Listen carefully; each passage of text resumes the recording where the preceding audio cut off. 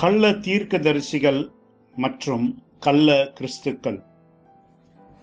மத்தேயு 24:11. அநேகம் கள்ள தீர்க்கதரிசிகளும் எழும்பி அநேகரை வஞ்சிப்பார்கள். மத்தேயு 24:24. ஏனெனில் கள்ள கிறிஸ்துக்களும் கள்ள தீர்க்கதரிசிகளும் எழும்பி கூடுமானால் தெரிந்து கொள்ளப்பட்டவர்களையும் வஞ்சிக்கத்தக்கதாக பெரிய அடையாளங்களையும் அற்புதங்களையும் செய்வார்கள். பல மாதங்களுக்கு முன் நான் ஆவிக்குள்ளானேன்.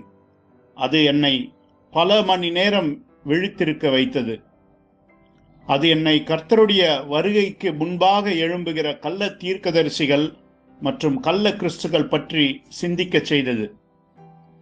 ஏதோ ஒன்று என் கவனத்தை ஈர்த்தது.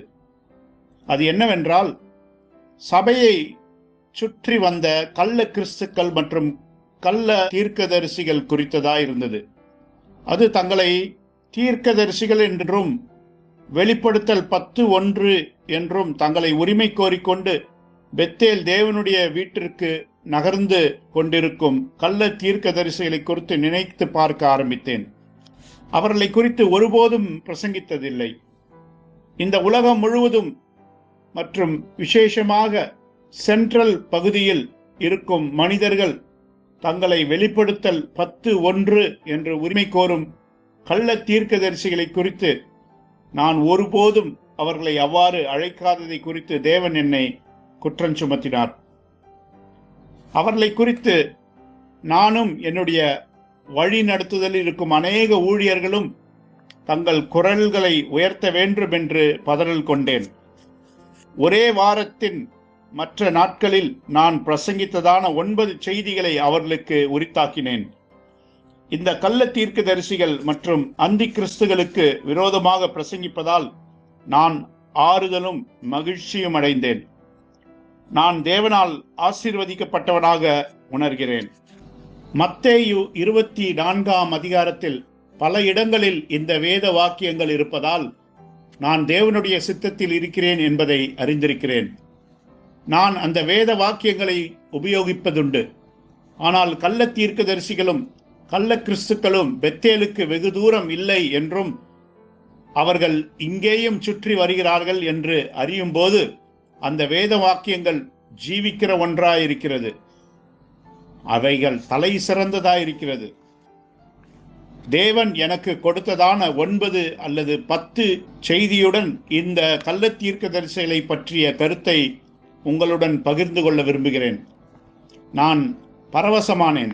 தேவனால் நடத்தப்பட்டேன். இது ஒரு சர்ச்சைக்குரிய செய்தியாக இருப்பினும் நான் தேவனால் நிர்பந்தப்பட்டதை உணர்ந்தேன். கள்ள தீர்க்கதரிசிகள் யாராக இருந்தாலும் நான் அவற்றை செய்தாக வேண்டும் என்று உணர்கிறேன். அது தேவனுடைய கட்டளையாயிருக்கிறது. தங்களை கிறிஸ்து என்று தங்களை அழைப்பதின் மூலம் அவர்கள் தங்களை தேவனாக உரிமை கோரியும் அவற்றுக்கும் மேலாக வெளிப்படுத்தல் 10:1 என்று தங்களை உரிமை கோருவதற்காக அவர்கள் அம்பலப்படுத்தே ஆக வேண்டும். வெளிப்படுத்தல் 10:1 கிறிஸ்துவின் 2ஆம் வருகையாயிருக்கிறது. எவராகிலும் தங்களை கிறிஸ்து என்றும் எவராவது தங்களை தேவன் என்று உரிமை கோரினால் அவர்கள் அந்தி கிறிஸ்துவாக இருக்கிறார்கள். மேலும் தேவனுடைய உண்மையான ஊழியக்காரர்கள் அந்தி கிறிஸ்துவின் சன்னிதானத்தில் அமைதியாக இருக்க மாட்டார்கள். 1 யோவானில் வேத வாக்கியம் யோவான் எழுதிய 1ஆம் நிருபம் 2:18 அதற்கு பின் வரும் வசனங்களும் சரியாக அதற்கு பொருந்துகிறது. 1 யோவான் 2:18.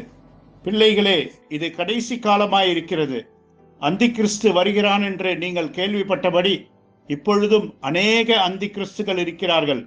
அதனாலே இது கடைசி காலம் என்று அறிகிறோம். 1 யோவான் 2:23. குமாரனை மறுதலிக்கிறவன் பிதாவினுடையவன் அல்ல, குமாரனை அறிக்கையிடுகிறவன் பிதாவையும் உடையவனாயிருக்கிறான். இங்கிருக்கும் ஒவ்வொரு நபரும் உங்கள் சொந்த ஆத்துமாவுக்கும் உங்கள் பிள்ளைகளின் ஆத்துமாவுக்காகவும் மகத்தானதாக இருக்கும் இந்த சத்தியத்தை படித்து கேட்டு அதன்படி வார்த்தையில் தரித்து நிற்க வேண்டும்.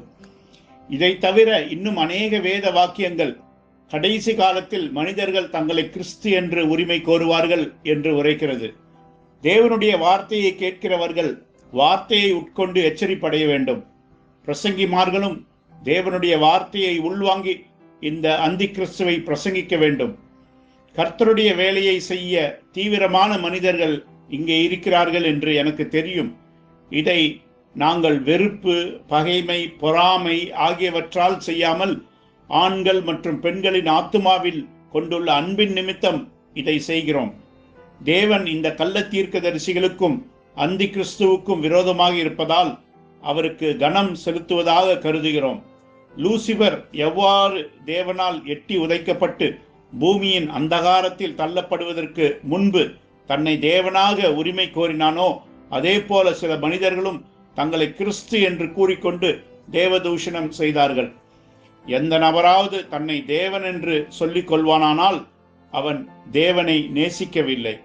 தேவனுடைய சத்துருவாக மாறின விடிவெள்ளி நட்சத்திரமாகிய லூசிபர் என்னும் சாத்தானை போலத்தான் அவர்கள் நடந்து கொள்கிறார்கள். ஆகவே கடந்த 57 வருடங்களாக இந்த பொருளின் பேரில் பரிசீலித்து வருகிறேன்.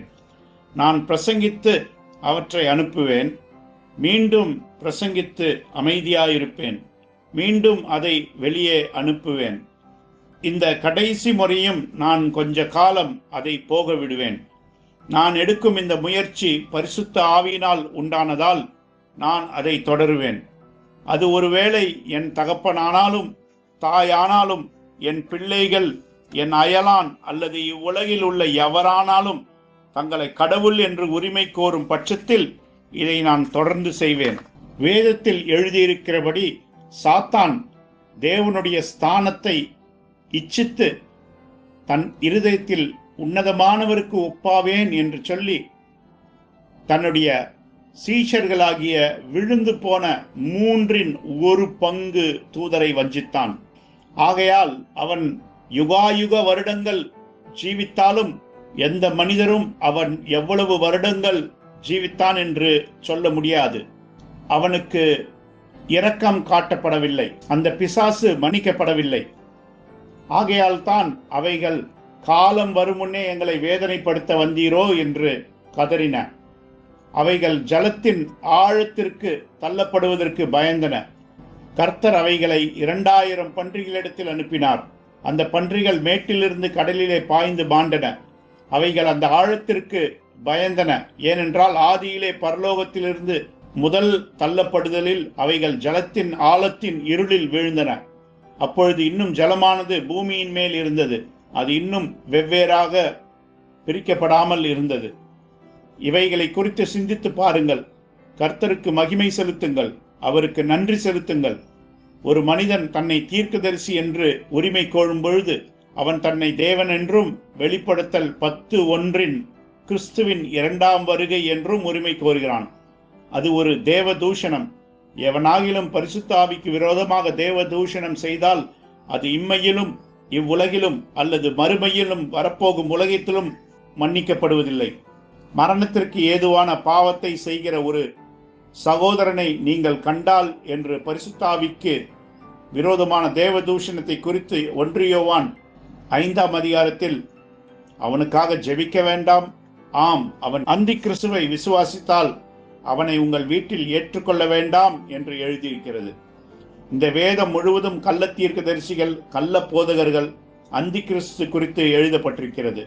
அநேக அந்தி கிறிஸ்து உலகமெங்கும் இருக்கிறார்கள். அநேகம் அந்தி கிறிஸ்து 2000 வருடங்களுக்கு முன்பாக அநேக அந்தி கிறிஸ்துவை நாம் பெற்றிருந்தோம். அநேகர் இருந்தார்கள். இன்றைய நாளை குறித்து என்ன? அநேக அந்தி கிறிஸ்து, அநேகர் அந்நாளிலே இருந்தனர், இன்றும் அநேகர் உள்ளனர். நாம் அவர்களுக்கு விரோதமாக இருக்கிறோம்.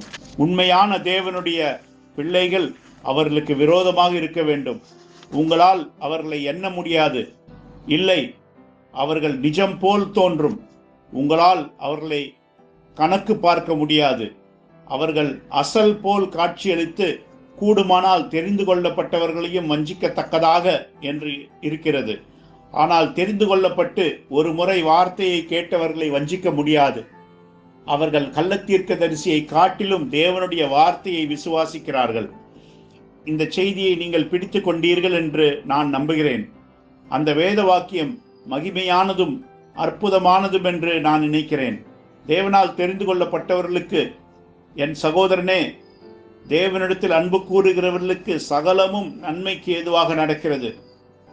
அவர் அவர்களை முன்குறித்து மகிமைப்படுத்தி இருக்கிறார். அந்த வேத வாக்கியத்தை எடுத்து படித்து பாருங்கள். அது மகிமையான வேத வாக்கியம். இச்சிறு செய்தியை உங்களுக்கு கொண்டு வந்தமைக்காக தேவனுக்கு நன்றி. தேவனுக்கு நன்றி செலுத்துகிறேன். தேவனை அதற்காக துதிக்கிறேன். தேவனை மகிமைப்படுத்துகிறேன். மேலும் நீங்கள் இந்த செய்தியை முழு இருதயத்தோடும், முழு ஆத்துமாவோடும், முழு மனதோடும் கேட்டு விசுவாசிக்க வேண்டும்.